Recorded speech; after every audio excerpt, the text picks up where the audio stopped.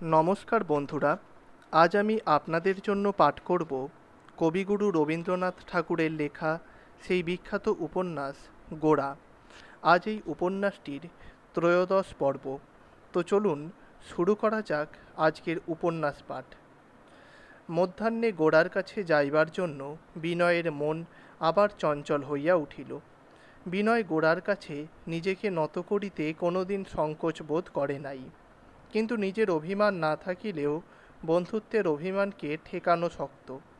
পরেশবাবুর কাছে ধরা দিয়া বিনয় গোড়ার প্রতি তাহার এতদিনকার নিষ্ঠায় একটু যেন খাটো হইয়াছে বলিয়া অপরাধ অনুভব করিতেছিল বটে, কিন্তু সেজন্য গোড়া তাহাকে পরিহাস ও ভৎসনা করিবে এই পর্যন্তই আশা করিয়াছিল। তাহাকে যে এমন করিয়া ঠেলিয়া রাখিবার চেষ্টা করিবে তাহা সে মনেও করে নাই। বাসা হইতে খানিকটা দূর বাহির হইয়া বিনয় আবার ফিরিয়া আসিল। বন্ধুত্ব পাছে অপমানিত হয় এই ভয়ে সে গোড়ার বাড়িতে যাইতে পারিল না। মধ্যাহ্নে আহারের পর গোড়াকে একখানা চিঠি লিখিবে বলিয়া কাগজ কলম লইয়া বিনয় বসিয়াছে। বসিয়া অকারণে কলমটাকে ভোঁতা অপবাদ দিয়া একটা ছুরি লইয়া অতিশয় যত্নে একটু একটু করিয়া তাহার সংস্কার করিতে লাগিয়াছে। এমন সময়ে নিচে হইতে বিনয় বলিয়া ডাক আসিল।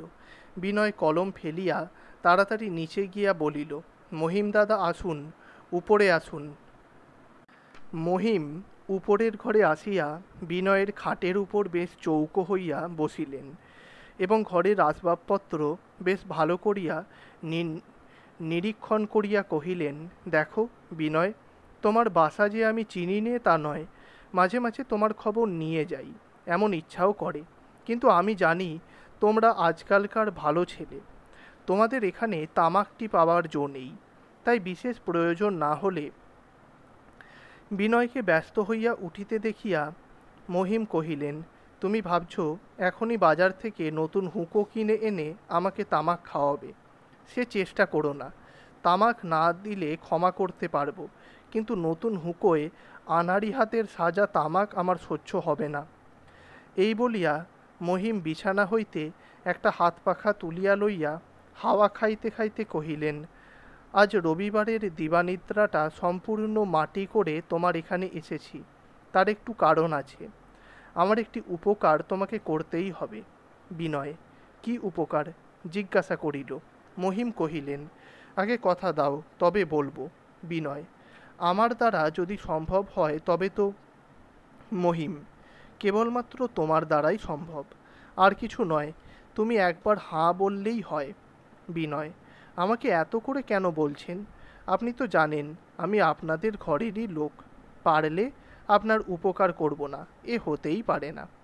মহিম পকেট হইতে একটা পানের দোনা বাহির করিয়া তাহা হইতে গোটা দুয়েক পান বিনয়কে দিয়া বাকি তিনটে নিজের মুখে পুরিলেন ও চিবাইতে চিবাইতে কহিলেন, আমার শশীমুখীকে তো তুমি জানোই, দেখতে শুনতে নেহাত মন্দ নয়, অর্থাৎ বাপের মতো হয়নি, বয়স প্রায় 10-এর কাছাকাছি হলো, এখন ওকে পাত্রস্থ করবার সময় হয়েছে। কোন লক্ষ্মী ছাড়ার হাতে পড়বে এই ভেবে আমার তো রাত্রে ঘুম হয় না। বিনয় কহিল, ব্যস্ত হচ্ছেন কেন, এখনো সময় আছে। মহিম, নিজের মেয়ে যদি থাকতো তো বুঝতে কেন ব্যস্ত হচ্ছি। বছর গেলেই বয়স আপনি বাড়ে, কিন্তু পাত্র তো আপনি আসে না, কাজেই দিন যত যায় মন ততই ব্যাকুল হয়ে ওঠে। এখন তুমি যদি একটু আশ্বাস দাও তাহলে না হয় দুদিন সবুর করতেও পারি। বিনয়, আমার তো বেশি লোকের সঙ্গে আলাপ পরিচয় নেই, কলকাতার মধ্যে আপনাদের বাড়ি ছাড়া আর কোনো বাড়ি জানি নে বললেই হয়, তবু আমি খোঁজ করে দেখব। মহিম, শশীমুখীর স্বভাব চরিত্র তো জানো। বিনয়, জানি বই কি, ওকে এতটুকু বেলা থেকে দেখে আসছি, লক্ষ্মী মেয়ে। মহিম, তবে আর বেশি দূর খোঁজ করবার কি দরকার বাপু, ও মেয়ে তোমারই হাতে সমর্পণ করব। বিনয় ব্যস্ত হইয়া উঠিয়া কহিল, বলেন কি? মহিম, কেন, অন্যায় কি বলেছি? অবশ্য কুলে তোমরা আমাদের চেয়ে অনেক বড়, কিন্তু বিনয়, এত পড়াশুনো করে যদি তোমার কুল মানবে তবে হলো কি? বিনয়: না না, কুলের কথা হচ্ছে না, কিন্তু বয়স যে। মহিম: বলো কি, শশীর বয়স কম কি হলো? হিঁদুর ঘরের মেয়ে তো মেম সাহেব নয়, সমাজকে তো উড়িয়ে দিলে চলে না। মহিম সহজে ছাড়িবার পাত্র নহেন। বিনয়কে তিনি অস্থির করিয়া তুলিলেন। অবশেষে বিনয় কহিল, আমাকে একটু ভাববার সময় দিন। মহিম: আমি তো আজ রাত্রেই দিন স্থির করছি নে। বিনয়: তবু বাড়ির লোকদের। মহিম: হাঁ, সে তো বটেই, তাদের মত নিতে হবে বই কি। তোমার খুড়োমশাই যখন বর্তমান আছেন, তার অমতে তো কিছু হতে পারে না। এই বলিয়া পকেট হইতে দ্বিতীয় পানের দোনা নিঃশেষ করিয়া যেন কথাটা পাকাপাকি হইয়া আসিয়াছে এরূপ ভাব করিয়া মহিম চলিয়া গেলেন। কিছুদিন পূর্বে আনন্দময়ী একবার শশীমুখীর সঙ্গে বিনয়ের বিবাহের প্রস্তাব আভাসে উত্থাপন করিয়াছিলেন, কিন্তু বিনয় তাহা কানেও তোলে নাই। আজও প্রস্তাবটা যে বিশেষ সঙ্গত বোধ হইল তাহা নহে, কিন্তু তবু কথাটা মনের মধ্যে একটুখানি যেন স্থান পাইল।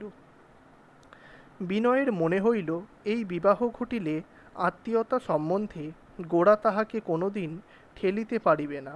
বিবাহ ব্যাপারটাকে হৃদয়াবেগের সঙ্গে জড়িত করাকে ইংরেজিয়ানা বলিয়াই সে এতদিন পরিহাস করিয়া আসিয়াছে। তাই শশীমুখীকে বিবাহ করাটা তাহার কাছে অসম্ভব বলিয়া বোধ হইল না।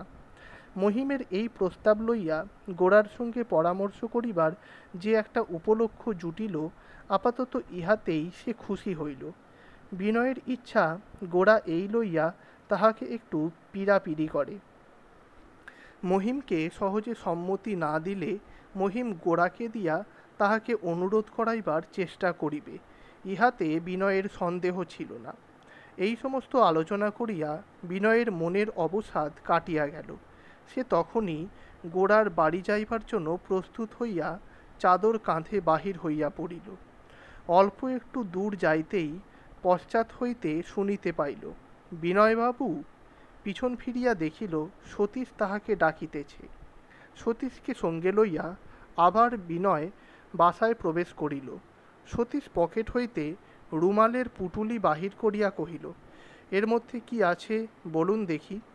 বিনয় মরার মাথা, কুকুরের বাচ্চা প্রভৃতি নানা অসম্ভব জিনিসের নাম করিয়া সতীশের নিকট তর্জন লাভ করিল।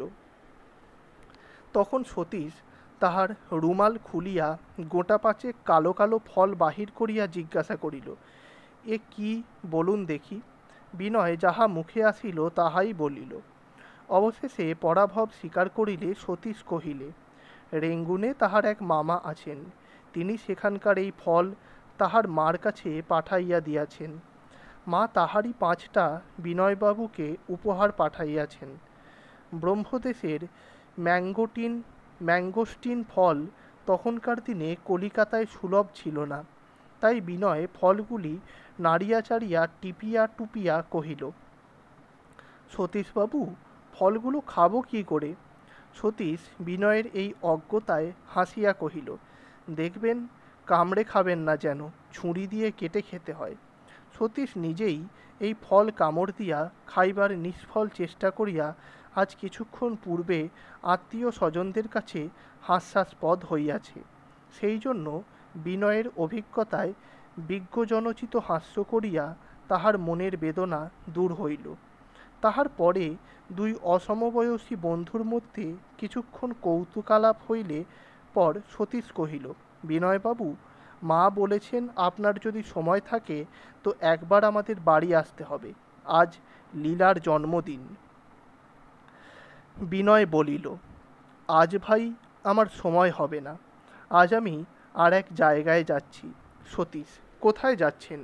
বিনয়, আমার বন্ধুর বাড়িতে। সতীশ, আপনার সেই বন্ধু? বিনয়, হ্যাঁ।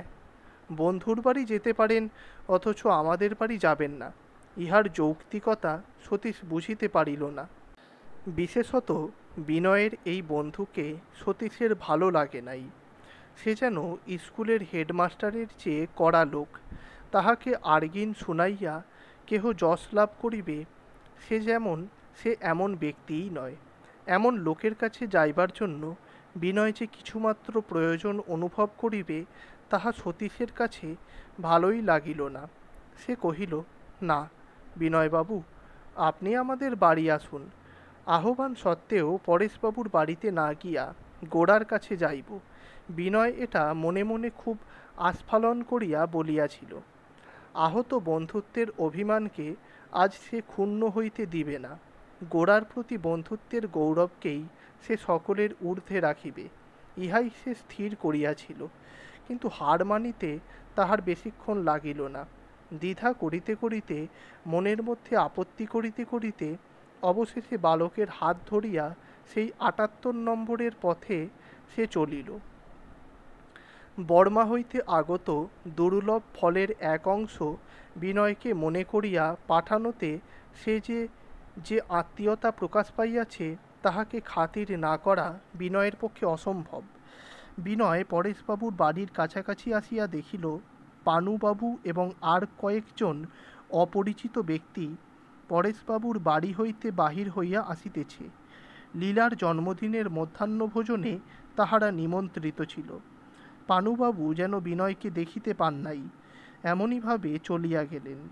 বাড়িতে প্রবেশ করিয়াই বিনয় খুব একটা হাসির ধ্বনি এবং দৌড়াদৌড়ির শব্দ শুনিতে পাইল। সুধীর লাবণ্যর চাবি চুরি করিয়াছে।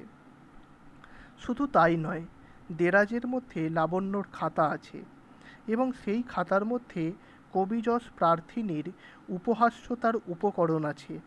তাহাই এই দস্যু লোকসমাজে উদ্ঘাটন করিবে বলিয়া শাসাইতেছে। ইহাই লইয়া উভয় পক্ষে যখন দ্বন্দ্ব চলিতেছে, এমন সময়ে রঙ্গভূমিতে বিনয় প্রবেশ করিল। তাহাকে দেখিয়া লাবণ্যের দল মুহূর্তের মধ্যে অন্তর্ধান করিল। সতীশ তাহাদের কৌতুকের ভাগ লইবার জন্য তাহাদের পশ্চাতে ছুটিল। কিছুক্ষণ পরে সুচরিতা ঘরে প্রবেশ করিয়া কহিল, মা, আপনাকে একটু বসতে বললেন, এখনই তিনি আসছেন। বাবা অনাথবাবুদের বাড়ি গেছেন, তারও আসতে দেরি হবে না। সুচরিতা বিনয়ের সংকোচ ভাঙিয়া দিবার জন্য গোড়ার কথা তুলিল। হাসিয়া কহিল, তিনি বোধ হয় আমাদের এখানে আর কখনো আসবেন না। বিনয় জিজ্ঞাসা করিল, কেন? সুচরিতা কহিল, আমরা পুরুষদের সামনে বেরোই দেখে তিনি নিশ্চয় অবাক হয়ে গেছেন। ঘরকরনার মধ্যে ছাড়া মেয়েদের আর কোথাও দেখলে তিনি বোধ হয় তাদের শ্রদ্ধা করতে পারেন না।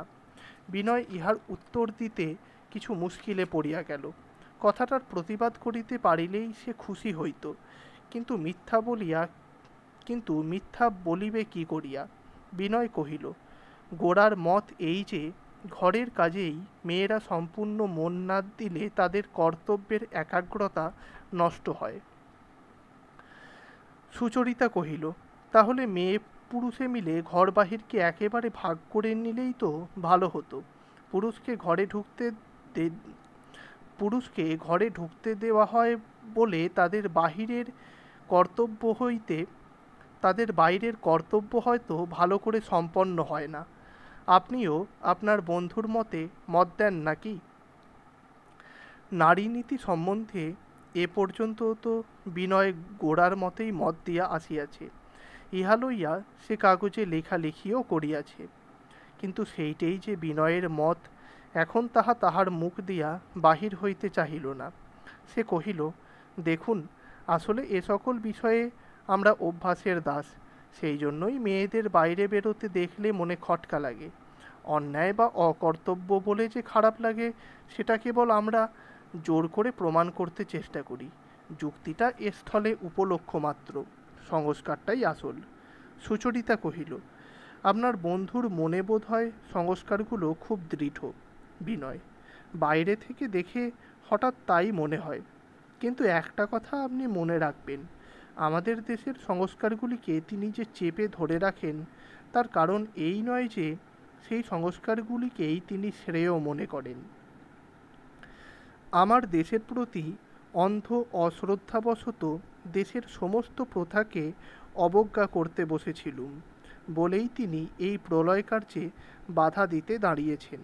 তিনি বলেন, আগে আমাদের দেশকে শ্রদ্ধার দ্বারা, প্রীতির দ্বারা সমগ্রভাবে পেতে হবে, জানতে হবে, তারপরে আপনিই ভিতর থেকে স্বাভাবিক স্বাস্থ্যের নিয়মে সংশোধনের কাজ চলবে।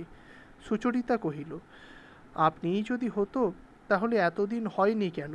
বিনয়, হয়নি তার কারণ ইতিপূর্বে দেশ বলে আমাদের সমস্ত দেশকে, জাতি বলে আমাদের সমস্ত জাতিকে এক করে দেখতে পারিনি। তখন যদি বা আমাদের স্বজাতিকে অশ্রদ্ধা করিনি, তেমন শ্রদ্ধাও করিনি, অর্থাৎ তাকে লক্ষ্যই করা যায়নি, সেই জন্য তার শক্তি জাগেনি।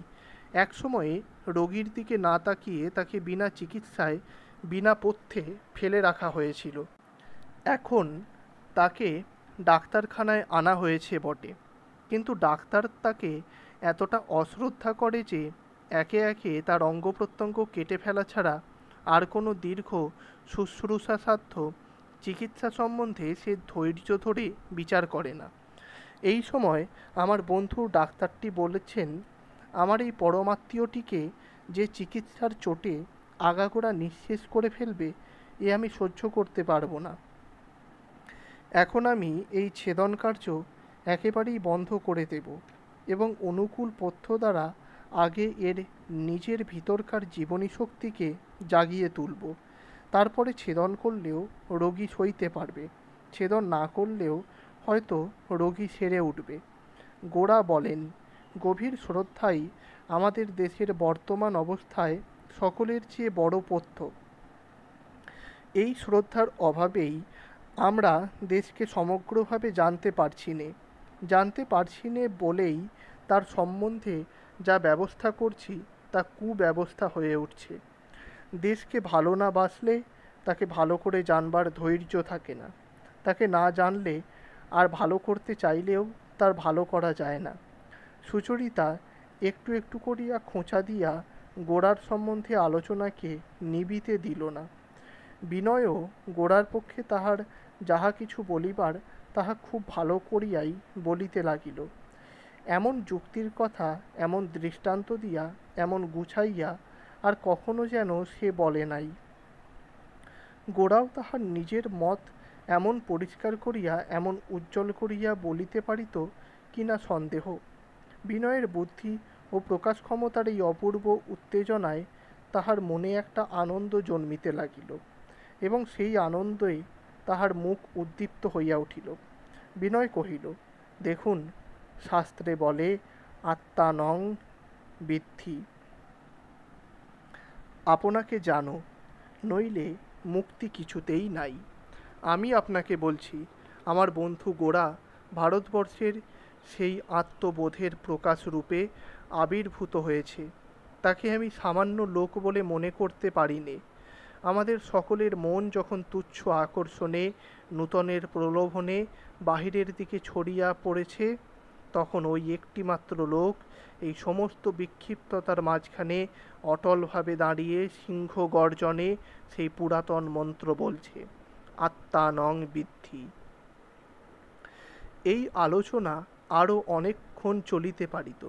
সুচরিতাও ব্যগ্র হইয়া শুনিতেছিল, কিন্তু হঠাৎ পাশের একটা ঘর হইতে সতীশ চিৎকার করিয়া আবৃত্তি আরম্ভ করিল, বলো না কাতর স্বরে, না করি বিচার, জীবন স্বপন সম, মায়ার সংসার। বেচারা সতীশ বাড়ির অতিথি অভ্যাগতদের সামনে বিদ্যা ফলাইবার কোনো অবকাশ পায় না। লীলা পর্যন্ত ইংরেজি কবিতা আওড়াইয়া সভা গরম করিয়া তোলে, কিন্তু সতীশকে বরদা সুন্দরী ডাকেন না।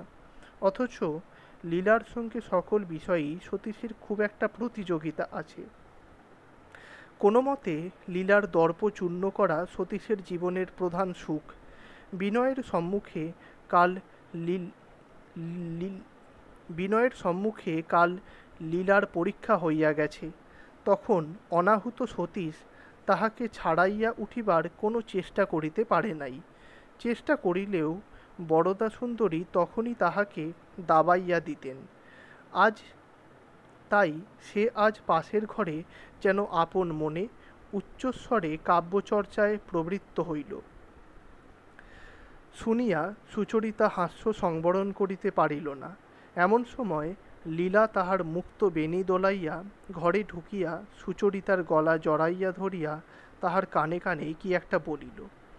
অমনি সতীশ ছুটিয়া তাহার পিছনে আসিয়া কহিল, আচ্ছা লীলা, বলো দেখি মনোযোগ মানে কি? লীলা কহিল, বলবো না। সতীশ, ইস, বলবো না? জানো না তাই বলো না। বিনয় সতীশের কাছে টানিয়া লইয়া হাসিয়া কহিল, বিনয় সতীশকে কাছে টানিয়া লইয়া হাসিয়া কহিল, তুমি তুমি বলো দেখি মনোযোগ মানে কি? সতীশ সগর্বে মাথা তুলিয়া কহিল, মনোযোগ মানে মনোনিবেশ। সুচরিতা জিজ্ঞাসা করিল, মনোনিবেশ বলতে কি বোঝায়? আত্মীয় না হইলে আত্মীয়কে এমন বিপদে কে ফেলিতে পারে? সতীশ প্রশ্নটা যেন শুনিতে পায় নাই, এমনইভাবে লাফাইতে লাফাইতে ঘর হইতে বাহির হইয়া গেল। বিনয় আজ পরেশবাবুর বাড়ি হইতে সকাল সকাল বিদায় লইয়া গোড়ার কাছে যাইবে নিশ্চয় স্থির করিয়া আসিয়াছিল। বিশেষত গোড়ার কথা বলিতে বলিতে গোড়ার কাছে যাইবার উৎসাহ তাহার মনে প্রবল হইয়া উঠিল। তাই সে ঘড়িতে 4টে বাজিতে শুনিয়া তাড়াতাড়ি চৌকি ছাড়িয়া উঠিয়া পড়িল। সুচরিতা কহিল, আপনি এখনই যাবেন? মা আপনার জন্য খাবার তৈরি করছেন, আর একটু পরে গেলে চলবে না? বিনয়ের পক্ষে এ তো প্রশ্ন নয়, এ হুকুম। সে তখনই বসিয়া পড়িল। লাবণ্য রঙিন রেশমের কাপড়ে সাজিয়া গুজিয়া ঘরে প্রবেশ করিয়া কহিল, দিদি, খাবার তৈরি হয়েছে। মা ছাতে আসতে বললেন। ছাতে আসিয়া বিনয়কে আহারে প্রবৃত্ত হইতে হইল। বরদা সুন্দরী তাহার সব সন্তানদের জীবন বৃত্তান্ত আলোচনা করিতে লাগিলেন। ললিতা সুচরিতাকে ঘরে টানিয়া লইয়া গেল। লাবণ্য একটা চৌকিতে বসিয়া ঘাড় হেঁট করিয়া 2 লোহার কাঠি লইয়া বুনানির কার্যে লাগিল। তাহাকে কবে একজন বলিয়াছিল, বুনানির সময় তাহার কোমল আঙুলগুলির খেলা ভারী সুন্দর দেখায়। সেই অবধি লোকের সাক্ষাতে বিনা প্রয়োজনে বুনানি করা তাহার অভ্যাস হইয়া গিয়াছিল। পরেশ আসিলেন, সন্ধ্যা হইয়া আসিল। আজ রবিবারে উপাসনা মন্দিরে যাইবার কথা।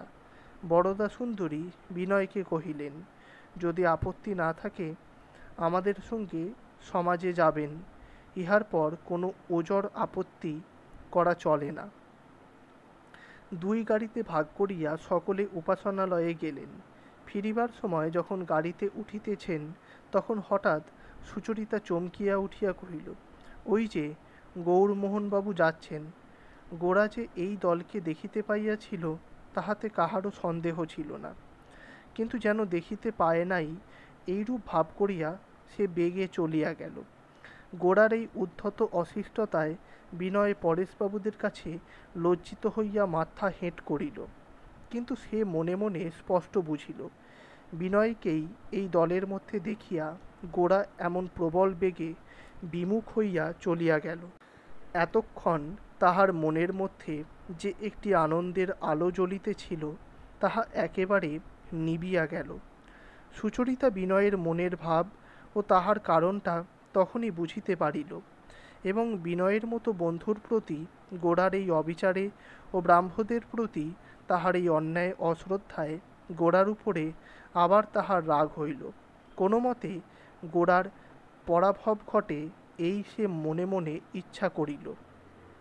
তো বন্ধুরা, আজ এ পর্যন্তই। আপনারা দয়া করে চ্যানেলটি সাবস্ক্রাইব করে পাশের বেল আইকনটি প্রেস করে রাখবেন, যাতে পরবর্তী পর্বগুলি প্রকাশ করার সাথে সাথেই আমরা আপনাদের কাছে পৌঁছে যেতে পারি। ধন্যবাদ।